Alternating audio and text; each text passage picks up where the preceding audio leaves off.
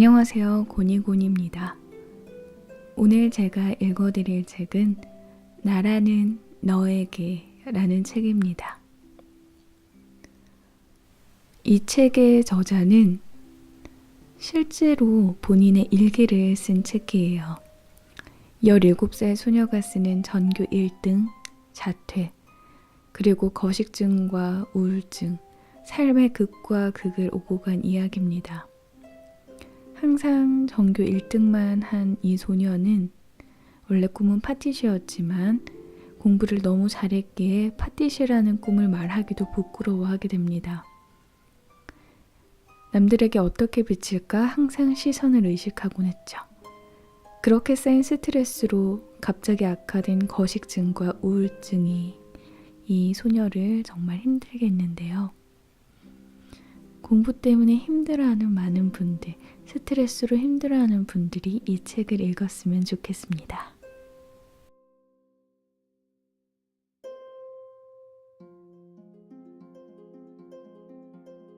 (2015년 6월 7일) 요즘 들어 너무 외롭다. 작년까지는 그래도 학교에서 친구들이랑 다 같이 재밌게 지냈는데 올해는 별로 안 친해서 그런가. 물론 같은 반에서 특히 더 친한 친구는 있다.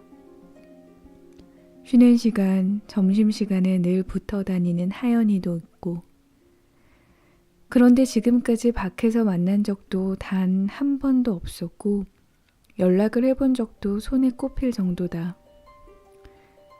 그마저도 그냥 숙제 물어보는 정도였던 것 같고, 뭐 이런 게 친구 관계 전부는 아니지만 우리 참 형식적이다. 왜 학교인데 비즈니스 관계 같지? 언젠간 친해지겠지. 그렇게 믿으련다. 생각해보면 지금까지 살면서 나에게 먼저 연락해주는 사람이 있었던가?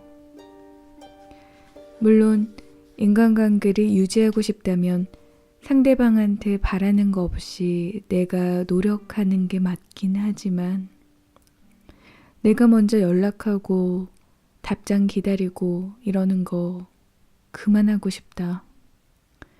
왜 늘 나 혼자 상처받아야 하는 건지, 왜 늘 나 혼자 애가 타야 하는 건지. 이쯤 되면 그냥 내가 문제인 게 분명하다. 그냥 내가 재미없는 사람인 거고, 그냥 내가 그 친구에게 큰 비중을 차지하지 않고 있는 것일 뿐이다.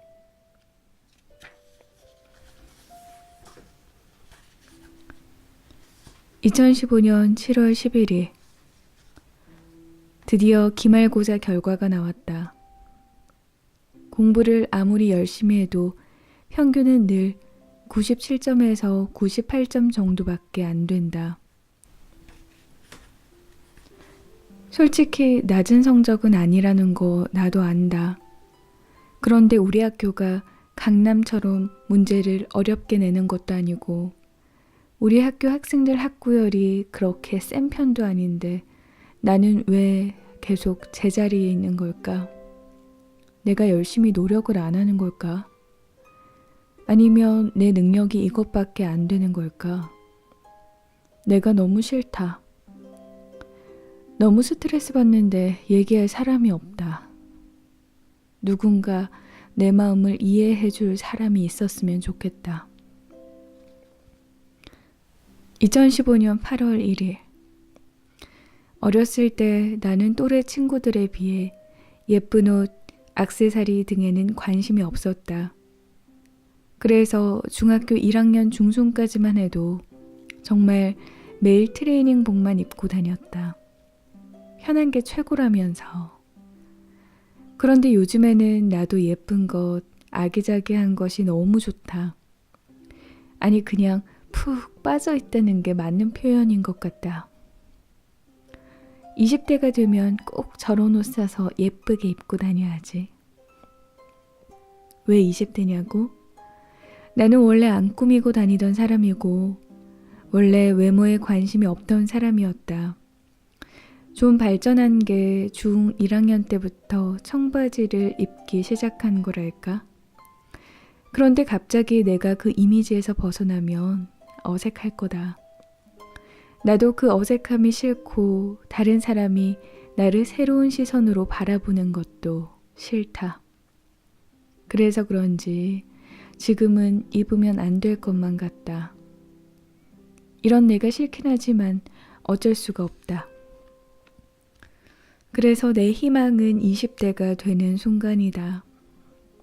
그때라고 뭐가 다르겠어 라고 할 수도 있지만 20살이 되고 대학교에 가서 새로운 사람을 만나면 이미지를 바꿀 수 있지 않을까?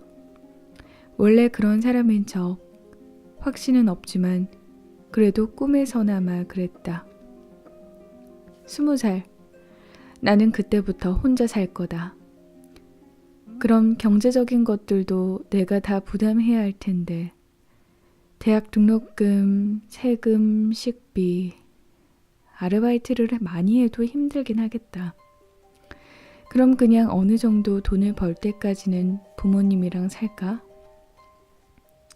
아니야, 그 정도 됐으면 독립해야지. 부모님도 그러길 바라실 거다. 적어도 나는 그렇게 생각한다.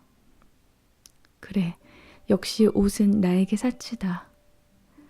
뭐 그냥 굶어 죽지 않게 먹고 살 정도만 되면 되는 거다. 이렇게 생각하니 조금 씁쓸하긴 했지만 그래도 이게 현실이다. 받아들여야 한다. 돈이라는 게 뭔데 한 학생의 상상마저 빼앗아가는 걸까? 15살밖에 안 된 내가 이 현실을 받아들여야 한다는 게 너무 억울하다. 2015년 8월 25일. 오늘 어떤 책을 읽었는데 사람이 내 곁을 떠나가는 건 정말 한순간인 것 같다. 아파서든 마음이 변해서든. 나는 사람이 정말 좋다. 그래서 나와 친한 사람에게는 내가 해줄 수 있는 모든 일을 다 해주려고 하는 편이다. 주위 사람들은 시간 낭비라고 생각하지만 그래도 내게는 너무 소중하다. 내가 좋아하는 만큼 떠나갈 때의 상처도 차가운 태도에 받는 상처도 크다는 걸 누군가 알아줬으면 좋겠다. 더 이상 상처받고 싶지 않다. 상처받는 게 너무 두렵다.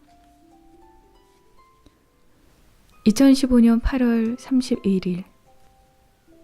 넌 어떤 학과 가고 싶은데? 오늘 도서관에서 책 고르다가 만난 이정현 선생님의 질문이었다.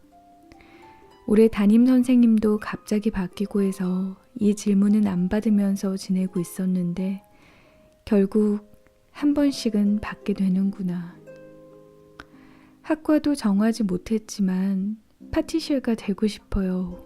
말하고 싶었다. 하지만 입 밖으로 그 말을 꺼낼 수 없다. 말하는 게 무섭다.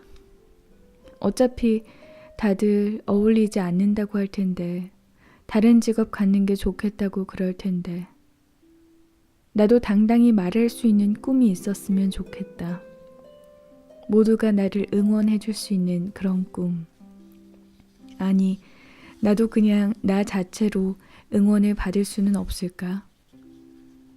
내가 어떤 사람이건 어떤 꿈을 꾸는 사람이건 상관없이. 2015년 9월 7일. 마시는 것이라면 만들기 힘들더라도 만들어주고 싶다. 만들기까지의 과정을 알아줄지는 몰라도 내 정성을 전할 수 있는 것.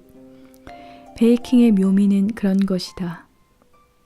상대방이 내가 만든 걸 받아들이고 가는 것만 봐도 웃음이 절로 나오고 고맙다는 문자 하나에 날아갈 듯 기뻐지며 바로 한 입 베어 물면서 맛있다고 해줄 때는 세상 누구보다 행복해진다. 난 사람들이 웃었으면 좋겠다. 웃는 모습이 보고 싶다. 요즘은 너무 흔해진 일이라고는 하지만 그로 인해 내가 행복한 걸 어떡해. 정말 슬프고 안타까운 것은 난 이 행복마저 당당히 말할 수가 없다는 것이다. 나를 아는 모든 사람의 반응이 두렵다. 그냥 나를 아무도 모르는 곳에서 새로운 사람이 되어 살고 싶다. 직업에는 귀천이 없고 내가 그렇게 대단한 사람도 아닌데 왜 나는 이런 걱정을 껴안고 살아야 하는 걸까?